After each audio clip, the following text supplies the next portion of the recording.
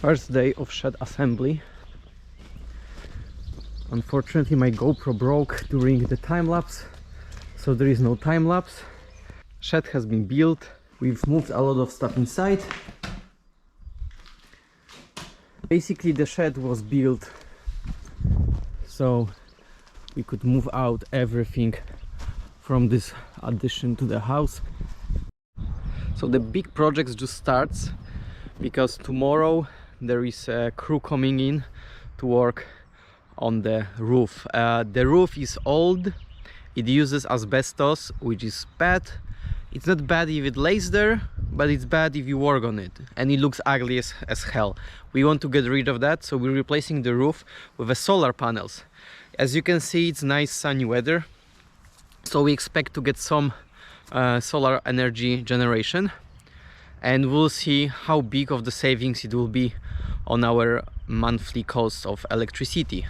I'm doing the solar panels mostly because I always dreamt of having a house that's fully off-grid, and even though we're not disconnecting the cables, the idea behind it is just the idea of having possibility of being off-grid, which means that if the connection from the outside breaks down, the home is still operable by us. And we are lucky enough to get a home that it has its own borehole, so we have our own water source, but the water source needs a pump that needs electricity, so we're still kind of limited by lack of electricity if the power went down. The solar panels will solve that. Gosia, Lily! Yeah, you like it here, right?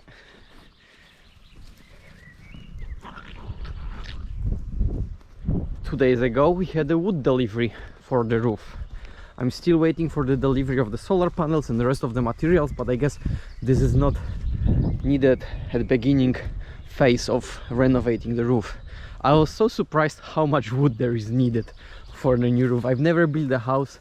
This is my first property that I own with my wife, and it was built 114 years ago, so I never saw it being built. Dobra, dobry piesek.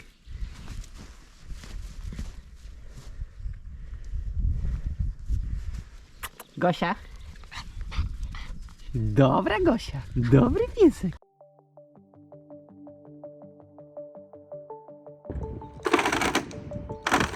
Nice.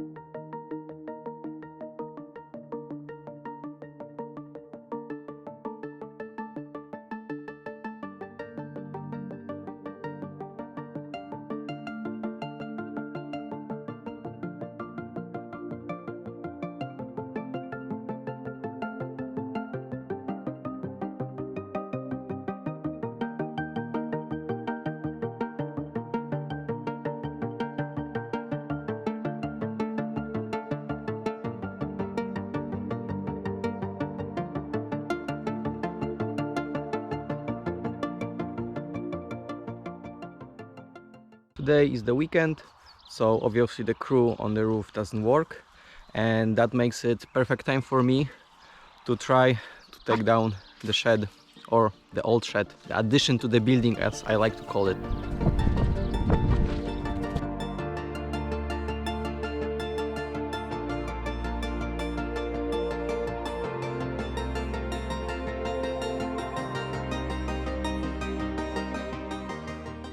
It's more or less cleaned from the hay. This one's tricky. Now I will sweep it up, and then we'll take the crowbar and start unhooking plank by plank. I was able to take most of the stuff of the flooring and also some big pieces of wood from the top. Tomorrow I will take down the rest of the floors, and I will probably just start cutting down the main beams in half and let them fall down, and then step by step I will just start cutting, because it got too annoying to take it down.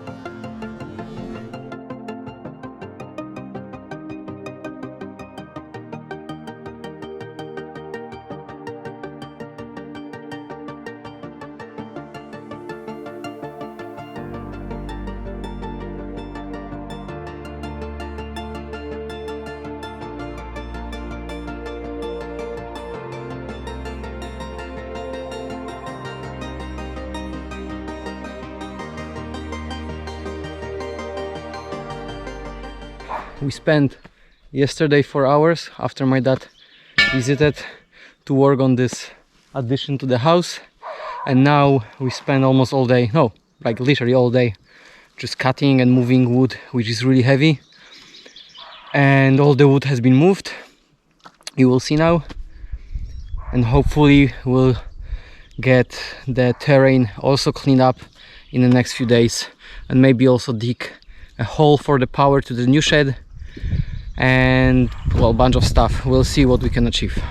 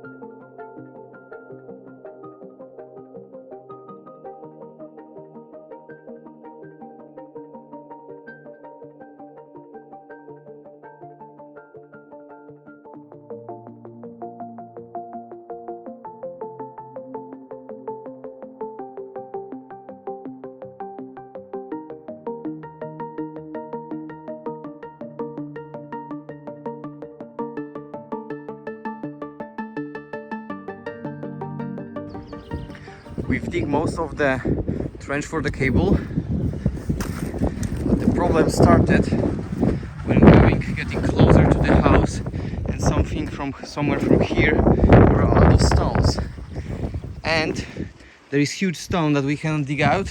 There is a lot of stones there, which is really hard to dig out. So today morning we've got this machine, and hopefully we'll get it done today. The plan was to finish yesterday, but the estimation was based on that ground, not this ground. Getting the hammer was a huge success, as you may not remember, but in previous shot, this is where the huge stone was. The hammer just put it into pieces, but there were so much more stones. You can see, and the hammer was basically making the soil softer. The stones move away, so it was doable. It was not easy, it was not fast, but it was doable. And so the cable is coming directly to the house. This is around 50 centimeters deep, which is plenty, even though we're like from here it's 70 centimeters deep. Where we wanted 70, we'll be happy with 50. And now the next job is to dig another hole for this cable that goes from the pump to the water. And because there was this addition, the cable was coming out of here in the corner of the addition to the house. So now we need to dig a hole and put the cable in the ground to hide it. Day of work has ended. We've dug a trench for the pump cable. Fortunately, this one was pretty shallow, or to put it otherwise, the original cable is not too deep, so we just follow the same depth. I need to put the plastic around the cable tomorrow and put ground over it, but the trench for the main cable that will go to the shed is all covered already, and the cable ends here until the electrician connects it properly, because it's a 5-wire cable for, I don't know the English name for it, for the bigger power, but for now I just will use it as an extender because it will end there in the shed.